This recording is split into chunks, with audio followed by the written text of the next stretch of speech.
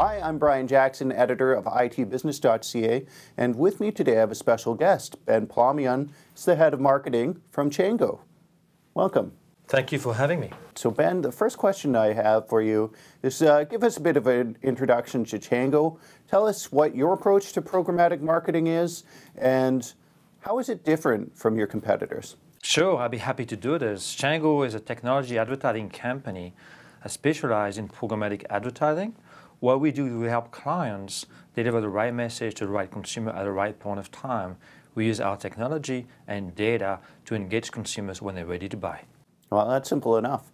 Okay, and what I find interesting about your job is, so you're the head of marketing at a company that is targeting other marketers. So is that weird? Or, how do you go about making that sort of adjustment when you're a marketer and other people can sort of see through your strategies? Look, I have the best job in the world.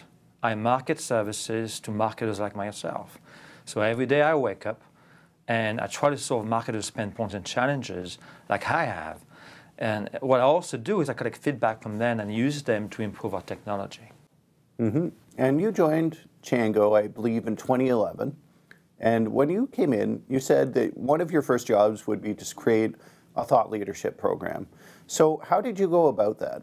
When I started at Chango almost 4 years ago, Chango was a startup. I was employee number 15 with a limited headcount and budget.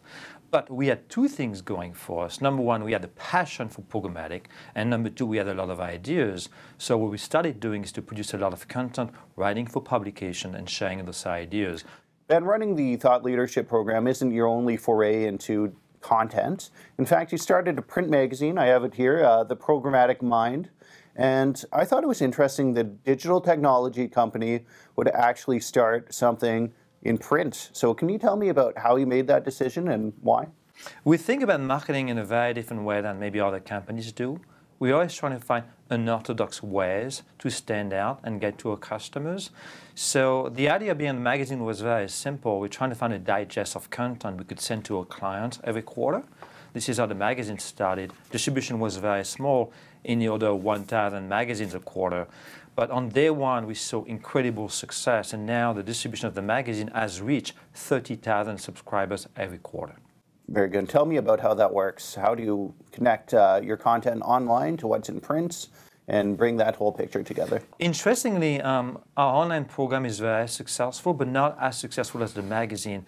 There is some interest from marketers in getting something by mail, something they can take on the plane with them, something they can consume in a very different settings. I think a lot of marketers like myself are a little bit overwhelmed with email marketing and digital marketing overall. For them to be able to sort of step back and read a print magazine for a few hours is something pretty new and pretty exciting to them. Now you talk about how overwhelming the marketing knowledge is now. And I feel like covering this space, there's so much new technology that people have to wrap their head around, and it's actually transforming how they're doing their job. When it comes to programmatic advertising, I've seen surveys that the awareness could be better in Canada. I've asked a few marketers if they know what it is. Often they don't. So what do you feel like the situation is with awareness of programmatic in Canada? I think awareness of programmatic is great. We're seeing some conflicting studies. One of them was published by Forrester last year that said that a lot of marketers do not understand programmatic. Then another study that we did in November last year showed the opposite. I think it comes back to the definition of programmatic, what it is and what it's not. And we start explaining to marketers that some of the things they have been doing for a very long time, like search engine marketing, are programmatic based.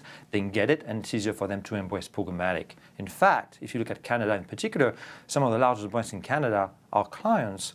Clarks, eBay, for example, RBC and others are embracing programmatic maybe faster than any other marketers in the country. So tell us about some of the actual customers that you have today then and how they're using your services. Absolutely. We work with both agencies and brands.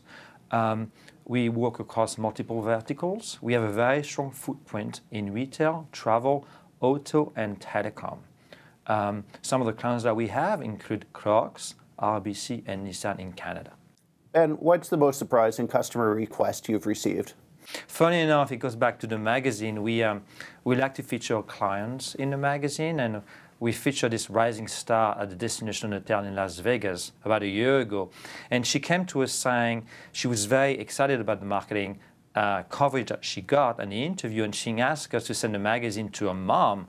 So what we did is we built a massive picture frame of the magazine with our own interview. We did hire an illustrator to produce a portrait of her, and we shipped the picture frame to her mom. Believe it or not, happy moms make happy clients. That's nice. And marketers always know that that personalized touch goes a long way, right? Absolutely. Great. Well, thanks so much for joining us, Ben. Thank you for having me. And if you want to know more about Ben, you can check out his profile on CMO Digital. Just go to itbusiness.ca and click the link. I'm Brian Jackson.